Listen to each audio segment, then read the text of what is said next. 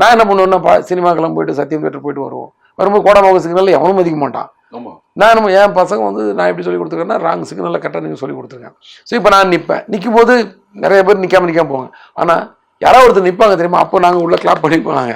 இப்போ நம்ம நின்றனால இன்னொருத்தர் வந்து நிற்கிறாரு, இதுதான் நமக்கு சக்ஸஸ். இவ்வளோ நேரம் நம்ம நின்னதுக்கு ஒரு 2 வண்டியை நிறுத்திட்டோம். ஸோ இவங்க வந்து ஃபர்தர் சிக்னல்ஸில் நிற்கிறதுக்கு வாய்ப்பு இருக்குது. இது மூலமாக அது டெவலப் ஆகிட்டு. ஆனால் அந்த கோவம் மட்டும் அடக்க மாட்டேங்குது நமக்கு. எந்த கோவம், அந்த சிக்னல் வந்து நைட்டு வந்து டைமிங்கை குறைக்கணும், இல்லைன்னா நீ ஆரஞ்சு சிக்னல் போட்டு சிக்னல் ஆஃப் பண்ணணும். ஆரஞ்சு சிக்னல்லாம் எல்லாருமே நின்று பார்த்துட்டு போகணும். அந்த டிசிப்ளின் நமக்கு வரணும். அவங்களுக்கு அந்த ஆரஞ்சு சிக்னல் கரெக்டாக போடுற அளவுக்கு, அந்த பிளிங்க் ஆகிற அளவுக்கு போடுற அளவுக்கு அவங்களுக்கு ஒரு டிசிப்ளின் வரணும் அதிகாரிகளுக்கு. இது எதுவுமே மேட்ச் ஆகாமல் குழம்பி போய் கிடக்குறோம். இந்த குழப்பத்தில் இருந்து தான் இந்த கதையே வருது. கோவத்தில் நம்ம ரத்னம் என்ன பண்ணுறான், கோவத்தில் சொல்லி பார்த்தான் கேட்கல, பேசி பார்த்தான் மதிக்கலை, நைட்டை மொத்த வண்டியை அடிச்சு உடச்சிட்டான்.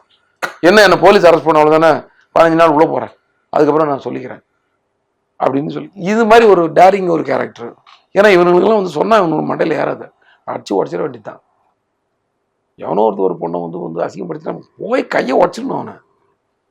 அதுக்கப்புறம் நம்மளை பண்ணிக்கட்டும். ஏன்னா அவனு என்ன பொறுக்கிம்பாங்க, ரவுடிம்பாங்க, போலீஸில் வச்சு உதைப்பாங்க, பரவாயில்ல. ஆனால் நான் அது வந்து அதுக்காக போயிட்டு நான் போய் சும்மா போய் என்ன காரணம்னு கேட்டுட்டு இருக்க ஆள் கிடையாது. அவனுங்கெல்லாம் கையை உடச்சாருன்னா அதெல்லாம் திருந்தி கோவப்படுற ஆள். இது வந்து நான் ஒரு எக்ஸாம்பிளுக்கு சொல்கிறேன். இப்படி ஒரு கோவப்பட்டு வந்து அவன் ஒரு எந்தெந்த பிரச்சனையை டீல் பண்ணுறாரு. சமூகத்தில் நிறைய பேர் கோவத்தோடு இருக்காங்க, ஆனால் கடந்து போயிடுறாங்க. கடந்து போகாம இறங்கி வேலை செய்யறாள் தான் ரத்னம். எஸ், கடந்து போக முடியாம கடந்து இது பண்றது தான். அதனாலதான் நீங்க வந்து இந்த படத்துல சோஷியல் இஷ்யூஸும் இருக்கு, பொலிட்டிக்கலும் இருக்கு. ஒரு சென்சிட்டிவான டாபிக் வைக்கிறதுனால தான் இந்த ட்ரெய்லரோட ஃபினிஷிங்ல பாத்தீங்கன்னா போலீஸ் மெடல் கொடுக்கணும், நம்ம ரத்னத்தை தான் மெடல் கொடுக்கணும் மாதிரி ஒரு டைலாக் இருக்கு. அதுக்கு என்ன ரீசன்? அது ரீசன் நீங்க படத்துல பாத்துக்கோங்க. பொதுவாகவே சார் அது வந்து ஒவ்வொருத்தரும் ஒவ்வொரு மாதிரி டிஸ்கஸ் பண்றாங்க. லெட் தம் டிஸ்கஸ், வரட்டும் சார், அவங்களும் ஒரு ஐடியாவோட வரட்டும். அவங்க ஐடியாவும் படமும் மேட்ச் ஆகுதானே, மக்கள் ஒரு த்ரில்லு தானே. நம்ம ஒரு படம் இந்த படம் இப்படி இருக்கும்னு நினைச்சு வருவோம். அதே மாதிரி இருந்தாலும் ஒரு இன்ட்ரெஸ்டா இருக்கும். இல்லாம உள்டா டேய் நம்ம இது நினைச்சு இப்படி ஒண்ணு இருக்கு அப்படி அதை விட்டுருவோமே, நம்ம உடச்சு விடுவேனே. நீங்க ஒரு விஷயம் முன்னாடி சொன்னீங்க, தெரியாத விஷயத்த தகவலா சொல்றதை விட தெரிஞ்ச விஷயத்த டிஃப்ரெண்டா சொன்னாதான் இன்ட்ரெஸ்டிங்கா இருக்குன்ற மாதிரி ஒரு தகவல். அது என்ன, இந்த நிறைய மீம்ஸ்லாம் பார்ப்பேன் நான், அந்த வலைப்பேச்சு அது விஷயங்கள். அதில் வந்து புது கருத்துலாம் எதுவுமே இருக்காது. முன்னாடி கல்கண்டுன்னு ஒரு புக் இருக்கும் தெரியுமா, அந்த புக்கில் வந்து நிறையா தகவல் புது தகவலாக இருக்கும். அது ஒரு இன்ட்ரெஸ்ட். அதுதான், ஓ ஜப்பானில் வந்து இப்படி ஒன்று இருக்கா, இப்படி ஒரு புல்லட் ட்ரெயின் இருக்கா அந்த காலத்தில், இன்னும் பாரிஸில் வந்து இப்படி ஒரு ஈஃபில் டவர் இருக்கா, ஏதோ இந்த மாதிரி பொது விஷயங்கள் நிறையா, இல்லை எங்கேயா நடந்த விஷயங்கள், சம்பவங்கள், இந்த மாதிரி ஒரு சம்பவம் நடந்தது, இது மாதிரிலாம் நிறைய விஷயங்கள் இருக்கும். அது ஒரு இன்ட்ரெஸ்ட்டு. ஆனால் இப்போ இருக்கிற வலைப்பேச்சு வந்து தெரிஞ்ச விஷயங்களை ஞாபகப்படுத்துறது தான் நிறையா இருக்குது. புது தகவல்ன்றது ரொம்ப 10% தான் இருக்குது. அந்த 90% தெரிஞ்ச விஷயங்களாக இருக்குது நமக்கு. ஆனால் அது ரொம்ப இன்ட்ரெஸ்டாக இருக்குது. என்னென்னா, ஆமாம் இல்லை நம்ம கொஞ்சம் மறந்துட்டோம்ல, இப்படி ஒன்று இருக்குல்லன்னு ஞாபகப்படுத்திக்கிற மாதிரி இருக்குது. அதை தான் நான் சொன்னேன். இன்றைக்கி நம்ம சினிமாவில் சொல்கிற எல்லா விஷயங்களும் வந்து மக்களுக்கு தெரியாத விஷயங்கள் கிடையாது. டிராஃபிக்கில் வந்து ஒழுங்காக நின்று போகணுன்றது ஒன்றும் தெரியாத விஷயங்கள். நம்ம எப்படி அதை சொல்கிறோன்ற இன்ட்ரெஸ்ட் தான் அங்கே. அதுதான், அது புது தகவல் கிடையாது, தெரிஞ்ச தகவல். அதை வேறு மாதிரி சொல்லியிருக்கிறோம். இப்போ நான் வந்து ஒரு எக்ஸாம்பிளுக்கு, இப்போ சப்போஸ் அந்த பூஜையில் வந்து ஹீரோக்கிட்ட வந்து ஹீரோயின் கேட்பாங்க. அவங்க வந்து என்ன பண்ணுவாங்கன்னா, அவங்களுக்கு வந்து இவர் தண்ணி அடிக்கிறது தம் அடிக்கிறது பிடிக்காது. எந்த பொண்ணுக்குமே வந்து தன்னோட ஃப்ரெண்டோ லப்பரோ ஹஸ்பண்டோ ஒரு கெட்ட பழக்கம் வச்சுருக்கிறது கண்டிப்பாக பிடிக்காது. ஆனால் நம்ம லவ் பண்ணுறோன்ற ஒரு இதை வச்சுக்கிட்டு, அது என்ன, அந்த ஒரு கிரிப்பை வச்சுக்கிட்ட வடவர் அந்த இதை வச்சுக்கிட்டு அவரை வந்து ரூல் பண்ணுன்றதும் அவளுக்கு பிடிக்காது. ஏன்னா நான் லவ் பண்ணுன்றக்காக நான் உடனே உன்னோட உரிமை எல்லாத்துலையும் தலையிடணுமான்னு நினச்சிடக்கூடாதுங்க. அதனால அவங்க என்ன சொல்லுவாங்கன்னா, நீ எத்தனை சிகரெட் ஒரு நாளைக்கு பிடிக்கிற, எவ்வளோ எத்தனை இலைக்கு ஒரு தடவை தண்ணி அடிக்கிற கேட்டு, நீ சொல்கிற பார்த்தா கொஞ்சம் கரெக்டாக தான் இருக்குது, இதெல்லாம் இது எப்படியே மெயின்டைன் பண்ணிக்கிட்டால் பிரச்சனை இல்லை, இதை விட்டு அதிகமாக போனால் தான் டேஞ்சரு அப்படின்னு சொல்லிட்டு கடந்து போயிடுவாங்க. இவருக்கு அது சுருன்னு உரைக்கும். இப்போ என்னன்னா, அவளுக்கு நம்ம பிடிக்கிறது வேணான்னு தோணுது, ஆனால் சொன்னால் மரியாதையாக இருக்காது. அதனால் இப்படி வேறு மாதிரி இன்டெரக்டாக சொல்லிட்டு போகிறாங்க. இந்த பொண்ணுக்கே இவ்வளோ வலி இருக்குன்னா அப்போ என் அம்மாவுக்கு எவ்வளோ வலி இருக்கும் என்ன நினச்சி. ஏன்னா நான் கெட்ட பழக்கம் வச்சுருக்கேன்னு எங்கள் அம்மாவுக்கு தெரியும்னு சொல்லி அவர் ஃபீல் பண்ணி எல்லாம் தேவையா நமக்கு விட்டுலாம்ல இப்படின்னு. அது கூட நான் விட்டுறேன், இன்றைக்கி திருந்திடுறேன் அப்படி இல்லாமல் வேறு. இதில் என்னென்னா அந்த பொண்ணோட அப்ரோச் வந்து வேறு மாதிரி இருக்கும். நீ பிடிக்க வேணான்னு சொல்ல, ஆனால் இந்த அளவு மாறாமல் வச்சுக்கோன்னு ஒன்று சொல்லுவாங்க. இதுதான் இன்றைக்கி வந்து அந்த விஷயங்களை வந்து இன்னும் டைரெக்டாக மூஞ்சில் போய் குத்துற மாதிரி சொல்லாமல் ஒரு ஃப்ரெண்ட்லியாக கொண்டு போகிற விஷயமா நான் பார்க்குறேன். உங்களோட ப்ளஸ்ன்றது வந்து எல்லாருமே சொல்கிறாங்க, உங்களோட டைலாக் வந்து ஒரு லைனில் இருந்தாலும் அது இம்பேக்ட் அதிகமாக இருக்குன்னு சொல்லி. ஒரு படத்தில் கூட நீங்கள் சொல்லியிருப்பீங்க, காயப்பட்டவனுக்கு அது ஆறுற வரைக்கும் தான் வலி, ஆனால் காயப்படுத்தவனுக்கு ஆயுஸ் ஃபுல்லாக வரின்றது ஒரு லைன் தான் கேட்கும் போது, ஆனால் அது ஃபீல் பண்ணும்போது அதோட இம்பேக்ட் ஜாஸ்தி. இது எப்படி உங்களுக்கு இன்ஸ்பயர் ஆகுது இந்த மாதிரி ஒரு விஷயங்கள்? இல்லை, எனக்கு அந்த சீன்லாம் எழுதும்போதெல்லாம் வந்து ரொம்ப ரொம்ப உணர்வுபூர்வமாக இருந்துச்சு. ஏன்னா ஜஸ்ட் எந்த தப்பும் பண்ணாத ஒருத்தன், இவனும் வந்து அவனை எதுவும் காயப்படுத்துன்னு நினைக்கவே இல்லை. அவன் ஒரு கெட்டவனை நோக்கி பாயிறான். அது ஒரு நல்லவன் கை போயிடுச்சுன்ற வழியில் இவன் துடிச்சு தான் கிடப்பான். வாழ்க்கை ஃபுல்லாகவே அவன் வந்து ரணமாயிடுவான். அவன் ஏதாவது காயப்படுத்துகிறவனோட பெயின் வந்து, அதுவும் அந்த கேரக்டர் இடது கையில் சாப்பிட்றத பார்க்கும்போது எனக்கு மனசு வலிக்குதுன்னு அழும்போது, அது வந்து உண்மையிலே ஒரு நல்லவன் வந்து தப்பு பண்ணிட்டா அப்படி தான் கும்பிடுவான். தப்பு யார் பண்ணாலும் தப்பு தான். ஆனால் ஒரு நல்லவன் தப்பு பண்ணதுக்கும் ஒரு கெட்டவன் தப்பு பண்ணதுக்கும் உள்ள வித்தியாசம் தான்.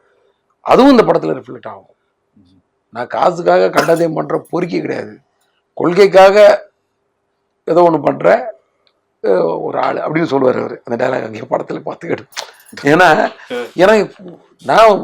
நான் வந்து அதே கேரக்டர் அந்த மாதிரி தான் எதாவது பண்ணுவேன். ஆனால் நான் காசுக்காக பண்ணல, பொறுக்கி மாதிரி வந்து எனக்கு ஒரு காசுக்காக வந்து ஏதோ ஒரு கொள்கை இல்லாமல் சுற்றுற ஆள் கிடையாது நான் அப்படின்னு விஷயங்கள். அந்த மாதிரி ஆள் அவர். அதுதான் அந்த இடத்துல அந்த மாதிரி இருக்கிறவனுக்கு வந்து வலிக்கும். நம்ம இந்த தப்பு நம்ம பண்ண ஒரு செயல் வந்து ஒருத்தரை பாதிச்சிருச்சுன்றது யாராவது தாங்க முடியாது. நல்ல மனசோடு இருக்கிறவங்க, யதார்த்தமாக வாழ்கிறவங்களால அது தாங்க முடியாது. அடுத்தவங்க ஹர்ட் ஆனால் அவங்களுக்கு வந்து அதை வெளியே ரிஃப்ளெக்ட்லாம் பண்ணி ஐயோலாம் அழலாம் மாட்டாங்க. ஆனால் உள்ளே அவங்களால தாங்க, அவங்களுக்கு தூக்கம் வராது. அது வந்து அவங்களுக்கு மட்டும்தான் தெரியும் அந்த விஷயம். பக்கத்தில் இருக்கிறவங்க கூட ஷேர் பண்ண மாட்டாங்க. ஏன்னா என்னால் அந்த இது நடந்து போச்சு அது. ஆனால் மனசுக்குள்ளே வலிக்கும். அந்த வலியை தான் நம்ம ஹீரோ வாயிலாக சொல்லியிருப்போம். பொதுவாக உங்களோட படத்தோட இந்த 17 படத்தோட ஹீரோஸ், இந்த 17 இந்த பார்க்கல மக்கள், இந்த 16 படத்தோட ஹீரோஸ் வந்து பேசிக்கலாவே ஒரு இன்டெலிஜென்ஸ் பிரில்லியன்ஸாவே இருக்கிற மாதிரி தான் நீங்க கேரக்டரைசேஷன் பண்றீங்க. பிளஸ் ஒரு கால்குலேஷன், இங்கேருந்து போனா இப்படி இது இப்படி இப்படி அப்படின்ற மாதிரி ஒரு விஷயம் கால்குலேட்டிவ் பிளஸ் இன்டெலிஜென்ஸாவே தான் காமிக்கிறீங்க. அது வந்து பர்பஸா ஒரு பாசிட்டிவா இருக்கணுன்றதுக்காக பண்ண விஷயமா இல்ல அந்த கதையில அது ஆட்டோமேட்டிக்கா நடக்குது? அது பர்பஸாக பண்ண மாட்டேன் நான். பட் ஒரு கதை எழுதும்போது ஒரு யோசிக்கும் போதே நம்ம வந்து அந்த கேரக்டர் வந்து நெளிவு சுழிவாக நிறைய விஷயங்கள் தெரிஞ்சவனாவே தான் வருது. அது என்னே தெரில. அதுக்கப்புறம் நம்மளோட அறிவாளித்தனத்தெல்லாம் அது மேலே ஏற்றிடுறோம். எல்லா விஷயத்துலையும் உலக ஞானம் எல்லாம் தெரிஞ்ச மாதிரி ஆக்கி விட்டுறோம் நம்மளை. அதனால வந்து இதெல்லாம் எனக்கு தெரியண்டா, அங்கேருந்து போனால் இங்கேருந்து போனால் 10 நிமிஷம், இங்கே போனால் 3 நிமிஷம், இங்கே 4 நிமிஷம் போகலாம், போயிட்டு போனால் கழிச்சு கிளம்பலாம், இப்படி பேசுகிற மாதிரி தான் வருது அது. ஏன்னா நம்ம எங்கே புழங்குறோம், எப்படி வாழ்கிறோம், அதுதான் வருது. அது வந்து ஒரு போலீஸோட என்கொயரி மாதிரில அது கூட எங்கேயாவது வந்து மைண்டில் யோசிச்சதாக இருக்கும் ஒரு விஷயம். நம்ம வந்து சில நேரம் பார்த்தாச்சுன்னா அருணாக்கோடியெல்லாம் காணுன்னு தேடிக்கிட்டு இருப்போம். பார்த்தாச்சுன்னா இப்போ பேண்ட்டோட போயிருக்கோம். அது மாதிரிலாம் நடந்திருக்கும் எல்லாருக்குமே ஒரு ஏதோ ஒரு சீசன். ஏன்னா அது வந்து அருணாக்கோடி வந்து நீங்கள் என்னதான் பண்ணாலும் வந்து அது வந்து வெல்டே வைக்க மாட்டாங்க. அது உள்ளே வந்து ஒரு மெழுகு இருக்கும், அதை வந்து உருகி ஊற்றி தான் ஜாயின் பண்ணுவாங்க, அறக்கும்பாங்க. எனக்கு அந்த வேலையும் தெரியும், எனக்கு அந்த ஆசாரி மாதிரி செய்கிற வேலை தெரியும். ஸோ அந்த தொழிலை சொல்கிறேன் நான். ஸோ அந்த வேலை எனக்கு தெரியும். அது இப்போ என்னன்னா அது எனக்கே ஒரு நாள் கண்டிப்பாக கலந்துக்கும். எனக்கே ஒரு நாள் அது வெள்ளிங்கிறதுனால அது வந்து கலந்துக்கிட்டாலும் யாரும் ரொம்ப பண்ணுவோம். ஏன்னா வெள்ளிலாம் அப்போ வந்து கிராமம் வந்து 12 ரூபா இருந்தது, 20 ரூபாய்க்குள்ள இருந்துச்சு. இப்போ ரொம்ப அதிகமாகிடுச்சுன்னு நினைக்கிறேன். ஸோ அதனால் அப்படி தான் அறக்காதான் இருக்கும், வெல்டு இருக்காது. அது கன்ஃபார்மாக ஒருத்தர் காணாமல் போகும். பார்த்தாச்சுன்னா அது வந்து வேஸ்ட்டில் எங்கேயோ ஒருத்தர் மாட்டிக்கிட்டு இருக்கோம், இல்லைன்னா பேண்ட்டில் மாட்டிகிட்டு இருக்கோம். இது மாதிரி விஷயங்கள் தான் அதில். அது அப்போ நைட்டில் தான் இருக்கும், போய் எடுத்துப்பாரு அப்படின்னு சொல்லுவார்.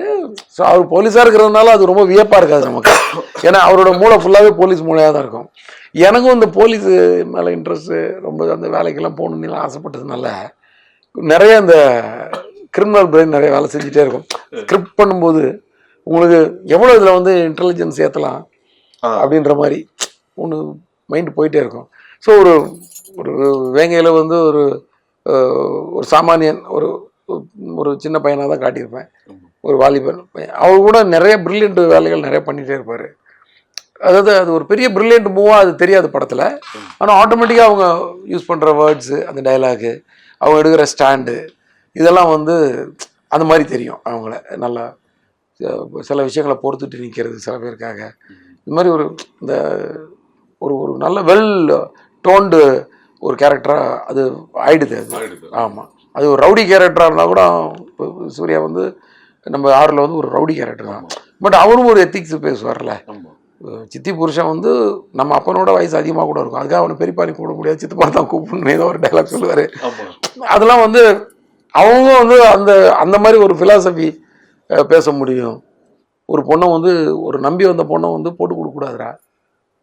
ஒரு ஒரு பொண்ணை வந்து நம்ம கூட வந்துச்சுன்னா அது வந்து ஒரு முறைடா.